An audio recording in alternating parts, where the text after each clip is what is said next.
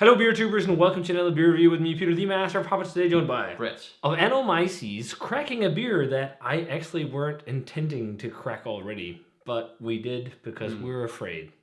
No, we're not afraid, but we just heard some people talking about infections and sourness and dark cherry flavors and all kinds of stuff in this beer, and I don't think that would be the case, but I don't know. We just decided to crack it. Local friends who tried it loved it. But we're checking out none other than Anchorage Brewing Company and side projects King of Darkness. So this is a massive, massive, massive stout. Anchorage is very, a fantastic brewery. So is Side Project. Side Project is arguably the most hyped brewery for stouts in the world. Continuously just crazy grades. The hype is on that brewery forever. But BBT is probably the best barrel-aged stout I've ever had. Yeah. So it is. There is something to the hype. But Anchorage has been starting to do lots more of these kind of beers. We've also dug into a bit of hype with those because A Deal with the Devil was number 2. BBT was number 1 on our top list of beers this year. So number 1 and 2 from 2021 in this collab. Yeah. So this is a double oaked Imperial stout on a whopping 16% alcohol. And listen to this, the base beer for this was 43 Play-Doh. That's insane. That is such a rich base beer. Mm-hmm. The richest I've ever done as a original gravity, starting gravity, was 35. That's also fucking crazy, but 43... It's just nuts. So, beefy beer. It's been aged for 8 months in Willet bourbon barrels, and after that it was transferred to Buffalo Trace barrels and aged in those for an additional 16 months. And I think the idea with only 8 months is like the Anchorage approach a bit, because they do a lot of double oaking, double barrel aging, where they age for shorter intervals in lots of different barrels, like with the triple oak deal with the devil, where you get loads of bourbon flavor. Maybe not the biggest amount of depth of flavor from the wood, but there's such a saturation of the spirit. So I think it's that paired a little bit with the side product idea of doing very long extended barrel aging for up to, like most of the beers you get from Side Project that are aged for shorter periods of time nowadays is at least 2 months of age. Yeah. So I think that's part of the inspiration. So whopping beer. But we heard lately a lot of mixed feelings on this, so we just wanted to. We don't want to gamble. Because this was not a cheap bottle of beer, and this was bought on Tavour, and on Tavour this was $100 a bottle, and in America that is insane. Yeah. When we bought Triple Oaked Deal with the Devil, that was almost $200 retail, which is crazy, but we loved it. But that beer also has a different status than a brand new beer on the market. Yes. True. That's just because Side Project are on there, and Tavour was like, let's get some of that finance good. Yeah. Cap some of that, delicious monetary hype foam. Yeah. Pump it in our veins. Pump that liquid because dollars, money can cure what is it? Is it cancer or is it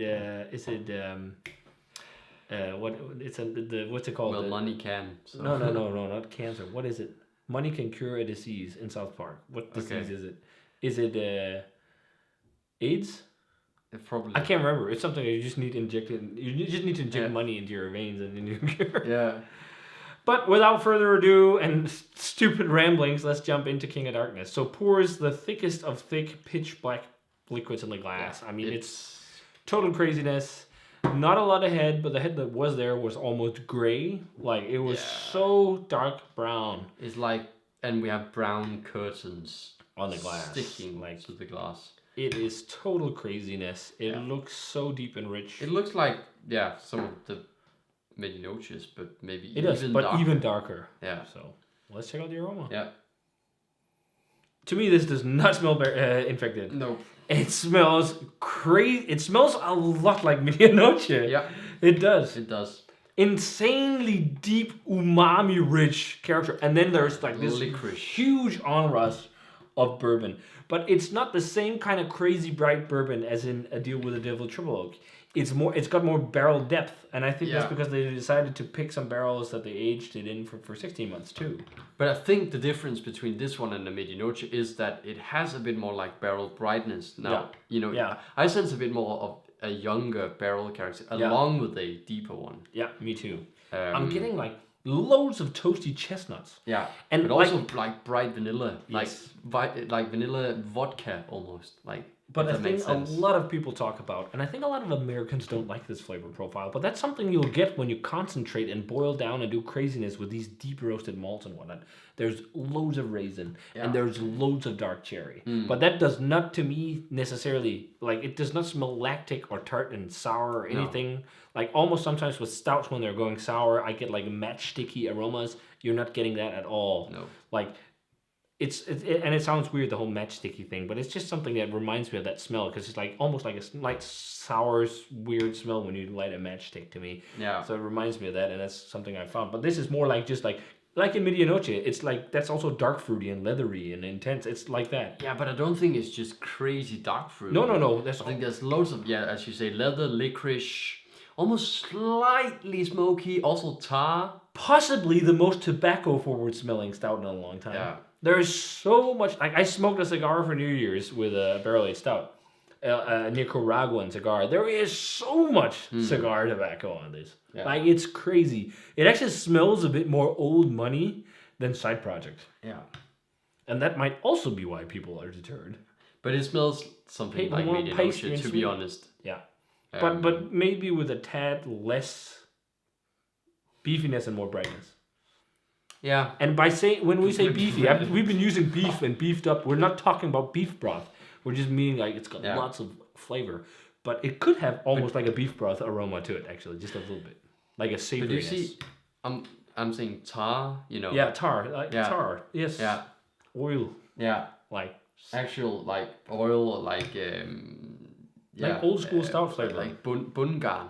Yeah. Yeah. Yeah. Bungan, Tari Bungan. Yeah. I don't know what Bungan is, but it's like this. It's like a tarry ropes of ships. From ships. That's yeah. And Bungan is a flavor something you smell if you've ever been on wooden sail ship. What are they called? Like schooners and things like that. If you walk into an old shipyard, there's kind of that slight. Yeah, or if you've ever been to visiting one of the ships during tall ship races, for example, some of the sailboats, the massive ones, and they have actual the cabins. I think they're called frigates, and there's like different classes of boats, but there's almost like that kind of like this is so deep, rich umami craziness. Slightly smoky. Yeah, it smells fantastic. Yeah, I got a bit of marzipan there though. Cheers. It's not infected. It's just got that like really sharp, like dark cherry flavor from really crazily concentrated boiling times. But it's insane. It's a lot. Yeah. It's much more than the aroma indicates. Yeah. There's quite a bit more acidity. But you can taste it's not lactic. Yeah. It's not lactic. It tastes like just like crazily boiled roasted malt. Yeah. That is insane. It's so roasty. It's so heavily roasty. It's like really heavily roasty, but also acidic at the same time. Second taste there, I've got more above. Not lactic, but I get what people mean by. It's more like a red grape, like really deep, like Cabernet, like acidic, or a Zinfandel or something like that. There's definitely that. Like it's almost like you did a chocolate covered like Zinfandel grape with some wine character too, or just like really really deep dark, like 90% dark chocolate covered black grapes, like really heavy tart black grapes, like Morello cherries, like And I see why a lot of people don't like that, because this is so Imperial Stout like. It's much more Imperial Stout like it's so old school Imperial Stout like. It tastes like I said on the aroma, it's a beer that Hair of the Dog do. No, this actually reminds me of like if Hopping Frog would go crazy nuts with their Boris variants. Like I have a bottle of Quaris. And I think that would be something like this. It is so roasty, but it's crazy intense. But I definitely see why people are mistaking this for being infected. Because of that acidity, but it's acidity of malts. Yeah, I think so. It is. It is. It doesn't necessarily like. It's not like because it doesn't have that sharp, prickly kind of flavor you get from lactic acid. But also, and if you've ever chewed on or just drunk like freshly brewed, it almost tastes a bit like Imperial Stout wort. But if you ever drunk Imperial Stout wort that's been boiled for a long time, it has a similar profile to this. Yeah. And that's almost what I'm getting. But like this, in terms of finishing gravity, must be like over 20. Over 20 Play-Doh. Like, because it's so rich and thick. And I will say that is the only kind of huge beef I have. It has too much crazy residual stouty sugar flavor for its own good. To go up to be a hundreds type beer. Like I think it's a bit too much of like craziness. But I feel like it's Anchorage when they just go crazy, and sometimes it's just I don't feel like it ever goes completely wrong. No. But sometimes it goes sideways, just a bit. Yeah. But sometimes, other times I don't think it's as much as like the Tawny Port Medianoche where we really liked it, but it was like, ooh, this seems a bit more cohesive. But that might be because you're using bourbon barrels and you're getting that caramel vanilla. But like because the base beer is so dense and rich, it's almost more like just the like almost like you reduced a caramel in a pan right before it burns. Like so it's so dark and rich. It's I guess it's molasses really. Yeah. Because it's so dense, but it's like molasses. There's so much cigar tobacco. Then there's loads of these dark fruits. Again, Cabernet vibes or Zinfandel type. Leathery, red grapes. Oxidized, charry, woody barrel fare. There's like corky flavors too. So much like cigar. Burnt. Yeah. That's got like. Bungan. What's Bungan called in English? I want to find out. Like this is like doing old money beer to some extent, just to the extreme. I think. Yeah. It's around the 96, 97 at this. I feel like with this one, with some of the Medianoches that it lacks a bit of brightness and a bit of like nuance that can lift it a bit, and maybe also just a bit less acidity. To some extent, I agree. But to some extent, I love having a beer like this that's so roasty and so charry and so tobacco-like and ashy and smoky and like burnt woody, because you don't come across beers like this anymore, really. It's so rare. I agree. And once in a while you get beers like that are just like really good and really crazy, but most modern palates don't want beers like that. So like those beers are slowly just fading out of the picture because it has to be sweet, it has to be pastry, it has to be super fruited and all this. It has to be all these things. And this is just like a little bit of a throwback in that sense, which I really like. But I will say I prefer both side project beers they've done on their own and Anchorage beers they've done on their own. And I don't think it might have lived up to the initial hype. But that being said, I still think it's a world-class stout. But as you said, it's not like top tier craziness. It's extreme experimental beer and it's really good. But any day of the week, BBT or a deal with the Devil Triple Oak. Also like Mamang or Mamang. Some of also but like if you just Symphonize one of the. If we just had to keep it side project and Anchorage, and therefore actually I will say 96 as you said because Symphonize was a much better constructed beer than this, and that was a 98. I think so. So I think. And also Old Elk Medianoche I'd put above this. So. Yeah, because it has. And that was it has, but it has had a bit more balance, and that was maybe that's true. I feel like this is a bit more, it's not that. It's just I feel like it's a bit more out of balance, and it's not as well put together with all the flavors. I think it could have a bit more complexity in some other flavor departments than like the only like deep, rich, dark flavor. I also like when it has some brightness and something that's a bit more uplifting to it, along with these like heavy dark flavors. And so I just think of beers that have done that and that I prefer a bit more than this, but it's still an amazing beer, and it's, as you say, a breath of heavy fresh air in a world to have something like this pastries. that's so different from like most of the hype. Yeah. So yeah, it's great for what it is. It's world class. And it's a super duper extreme old school stout. Yeah, it is super duper extreme old school. But that's why I also think people are knocking it, and I understand why people don't like this, because this is flavors like this is not something you like straight off the bat. Nope. It's something you like when you drink more of it. Yeah. And that's how it is. Like, most people don't like beer the first time they have it. They don't like red wine the first time they have it. Stuff like that. So a lot of these mature, crazy, like mature cheeses, whatever. These crazy flavors are deep, rich, dark, whatever flavors.